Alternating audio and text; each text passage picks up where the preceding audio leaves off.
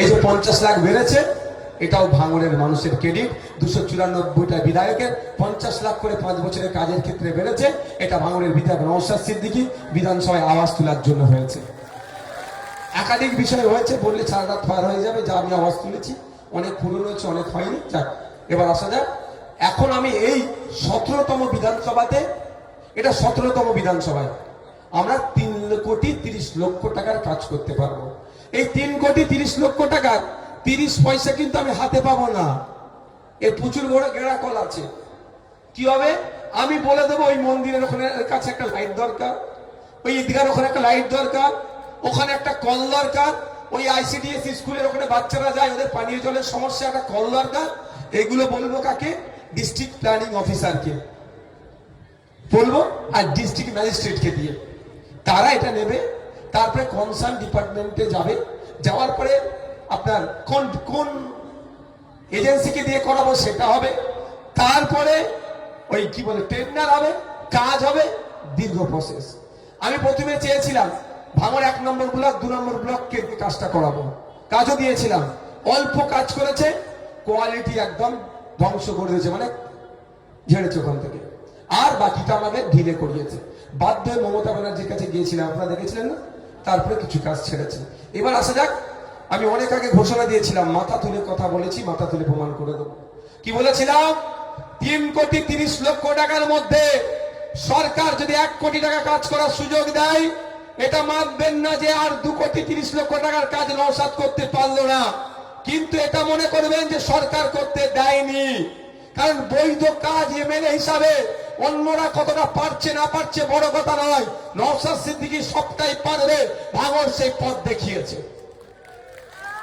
এবার আসা যাক, আমি 3 কোটি 30 লক্ষ টাকার টোটাল কাজের কি কি প্রস্তাব দিয়েছি, কেউ চাইলে আমার কাছ থেকে নিতে পারে, আমার হাতে আছে। 1 নম্বর, সবটা আমি দেবো পাবলিক জমিনে করবে, এটা আমার হাতে আছে। এটা টোটাল 3 কোটি 30 লক্ষ টাকার কোথায় কোথায় আমি কাজ কি কি করতে চাইবো সেটা জমা করেছিলাম। এবার আসা যাক, আমি 3 কোটি 30 লক্ষ টাকার যে কাজ জমা করেছিলাম, সেখানে আমাকে ডিলে করিয়ে করিয়ে করিয়ে করিয়ে 1 কোটি 99 লক্ষ 9,158 টাকার কাজ করার সুযোগ দিয়েছে।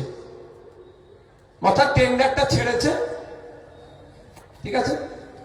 থাকলো তাহলে প্রায় 1 কোটি 30 লাখ টাকা, তাই তো? বাকি থাকলো, নওশাদ সিদ্দিকী বলেছিল 30 লাখ বাকি থাকলে বাড়ি থেকে এনে করে দেবো, আর 3 কোটি বাকি থাকলেও বাড়ি থেকে করে দেবে, ঘোষণা দিয়েছিলাম তো। তাহলে ঘটনার সাথে জবানের সাথে কথার মিল রাখতে হবে কি হবে না? হবে কি হবে না? আমি এখান থেকে বলছি, নওশাদ সিদ্দিকীর উদ্যোগে হ্যাঁ গাঁটের টাকা দিয়ে 1 কোটি 37 লক্ষ 51,125 টাকার কাজ চলছে আমার। কি বলছি বুঝতে পারছেন না? তালিটা ছোট হয়ে গেল ভাই। 1 কোটি 37 লক্ষ টাকা ভাই বাড়ি থেকে দিতে হচ্ছে। কথা দিয়েছিলাম, কি বলছি কি বলছি বুঝে আসছে? 3 কোটি 30 লক্ষ টাকার মধ্যে 1 কোটি 99 লক্ষ 9,158 টাকার কাজ টেন্ডার ছেড়েছে, কাজ হয়েছে। কিন্তু বাকি প্রায় 1 কোটি আমি আরো 6,60,283 টাকার এক্সট্রা কাজ করে দিচ্ছে আমার 3 কোটি 30 লাখের ওপরে। ভালো করে বোঝার চেষ্টা করো, হিসাব নালে গুলিয়ে যাবে। প্রথম কথা হচ্ছে, আপনাদের এখানে হিসাবে 5 বছরে একজন এমএলএ 3 কোটি 30 লাখ টাকার কাজ করবে, তার মধ্যে সবটাই সরকারি টাকা। সরকারি টাকায় কাজ প্রায় 2 কোটি টাকা। তাহলে 1 কোটি 30 লক্ষ টাকা কোথায় গেল? আমি ঘর থেকে এনে দিয়ে কাজ করেছি। এবার কোথায় কোথায় কাজ করেছি না করেছি না প্রশ্ন থাকতে পারে তো, এটা তো বড় প্রশ্ন, এটাই বড় প্রশ্ন। তো সেই প্রশ্নগুলো যদি শোনার এনার্জি থাকে ভালো কথা, আমি একটা একটা করে বলতে পারি। আর নাহলে মিডিয়া বন্ধুরা যদি জানতে চান, আমি ছবি তুলে আমি দিতে পারি। তার আমি অঞ্চল ধরে ধরে বলবো কি? হ্যাঁ, অঞ্চল ধরে বলি, পার্টিকুলারটা মিডিয়া বন্ধুদেরকে আমি কাগজ দিয়ে দেবো। এটা হচ্ছে বামনঘাটা অঞ্চলে। বামনঘাটা অঞ্চলে 10,27,527 টাকার কাজ আমি করেছি। এমএলএ ল্যাডের। ঠিক আছে, কি কি করেছি মিডিয়ার বন্ধুরা জানতে চাইলে ছবি নিতে পারে না। এবার আসা যাক চালতাবেরিয়া অঞ্চল। চালতাবেরিয়া অঞ্চলে এমএলএ তহবিল থেকে 27,44,400 টাকার কাজ করেছে। আচ্ছা, এটা কি এটা এটা 2,86,000?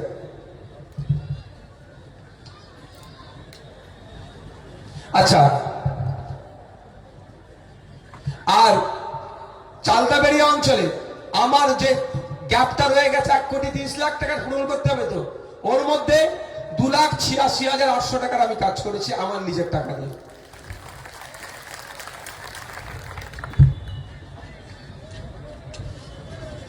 এবার আসা যাচ্ছে ভগবানপুর অঞ্চল। এমএলএ তহবিল থেকে অর্থাৎ বিধায়ক তহবিল থেকে কাজ করেছি আমি, কাজ হয়েছে 25,81,200 টাকা। এই সরি 25,81,200 টাকার কাজ এমএলএ তহবিল থেকে। আর আমার ওই গ্যাপ পূরণে আমি খরচ করেছি 8,60,400 টাকা।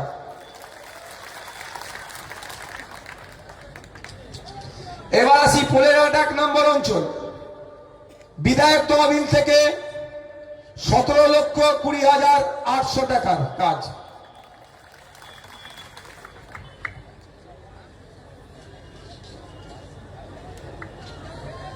হ্যাঁ, দাঁড়াও না। এবার আসছে ভোগালী 2 নম্বর অঞ্চল।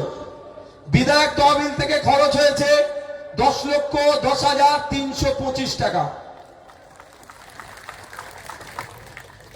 যারা এতদিন করে কামনি খাচ্ছিল আমার নামে 4টে পোস্ট করে আজ থেকে গেল তো তাদের। আমি অত মন থেকে খারাপ ছেলে নয় ভাই, তাদেরও আমি করে কামনি খাওয়ার জায়গা ছেড়ে আজকেও যাবো আমি। বুঝতে পারছেন না কি বলছি? আরে 4টে পোস্ট করলে যদি 500 টাকা পাই, একটু 4টে পোস্ট করার জায়গাটা ছাড়তে হবে না তাদেরকে? আমি তাদেরকেও সুযোগ দেবো। এবার আসা যাক প্রাণগঞ্জ অঞ্চল। এমএলএ তহবিলের মোট খরচ 13,10,400 টাকা। আর আমি আমার উদ্যোগে যে খরচ করেছি 17,20,800 টাকা, মানে এমএলএ যাদের থেকে বেশি টাকা। এইবার আসছি আমি বেহাতে 1 নম্বর অঞ্চল। বিধায়ক তহবিলের মোট খরচ হয়েছে 5,73,600 টাকা। আর আমি আমার উদ্যোগে যেটা হয়েছে 8,60,400 টাকা। ওরা দেখতে পাই না কেন বলুন? আমি তো ফিতে কেটে উদ্বোধন করি না, চুপচাপ কাজটা করিয়ে নিয়েছি। কয়েকটা জায়গায় জানতে পেরে একটু ডিস্টার্ব করছে, কাজ সেগুলো চলছে। আচ্ছা, এই পালানো কাগজ পালানো।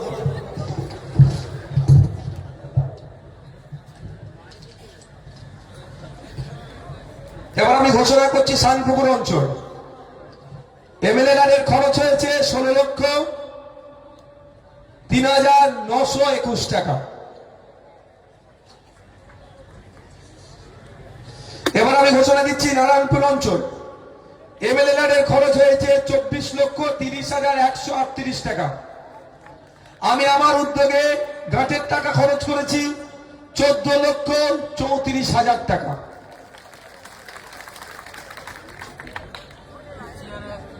আমার বড় ভাইদের একটা ঘোষণা দিয়েছিল হসপিটালের কথা, জমির সমস্যা নিয়ে হয়ে উঠতে পারেনি। তবে আমি কথা দিয়েছি, আপনাকে একটা কথা দিয়ে দিতে পারি, সৃষ্টিকর্তা যদি আমাকে প্রাণে বাঁচিয়ে রাখে, ভাঙড়কে বড় ভাইজানের স্বপ্ন আমি পূরণ করবো দায়িত্ব নিয়ে। আর যদি কোনো সহায়তায় ব্যক্তি অন্তত জমির জন্য এগিয়ে আসে, তাহলে তো শোনাই সহায়তা। আসা যাক পোলেরহাট 2 নম্বর অঞ্চল। বিধায়ক তহবিল থেকে মোট খরচ করছি ওখানে আমি 11,04,581 টাকা। আর বিধায়কের আমার নিজের উদ্যোগে যেটা খরচ করছি 14,34,000 টাকা।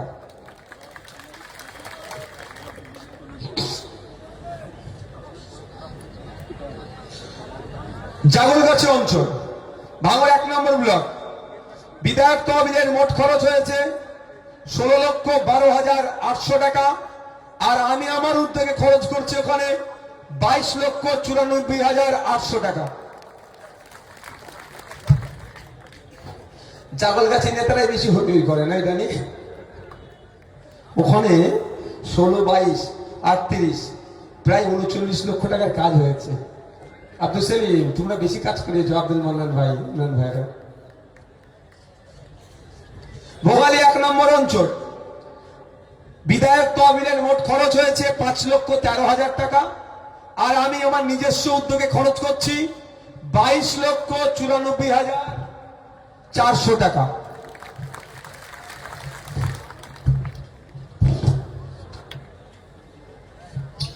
একটা অঞ্চল বাকি আছে, বেওতা 2 নম্বর অঞ্চল, বিধায়ক তহবিলের মোট খরচ হয়েছে 16,76,421 টাকা।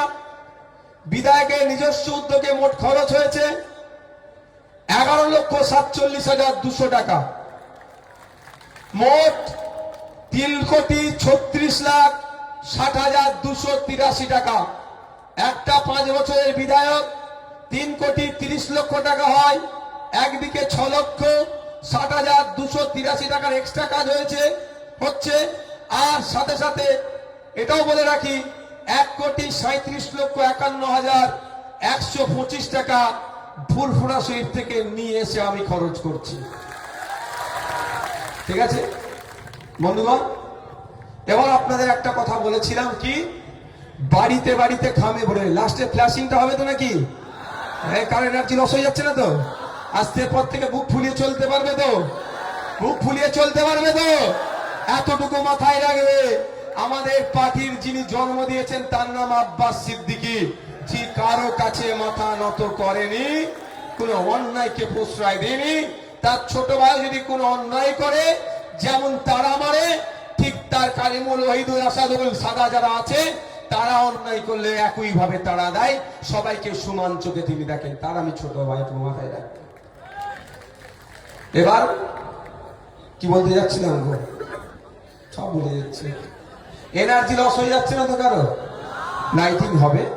এবার আপনাদের বলি, তাহলে সরকার আপনাকে মাত্র 1,99,00,000 টাকার কাজ করতে দিল, 1,30,31,00,000 টাকার কাজ করতে দেয়নি।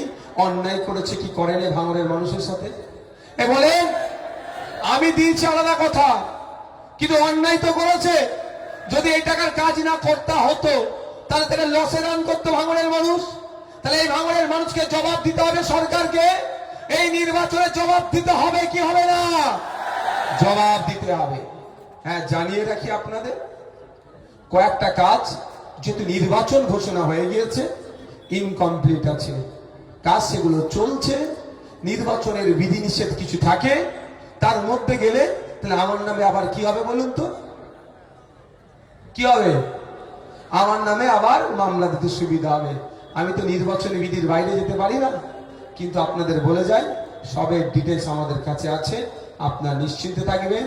যে মনে রাখবেন, আপনার বিধায়ক 5 বছর 17টা মামলা খেয়ে 42 দিন জেল খেটে নিজের সিটডালাকে বিকিয়ে দেয়নি, কারো কাছে মাথা নত করেনি।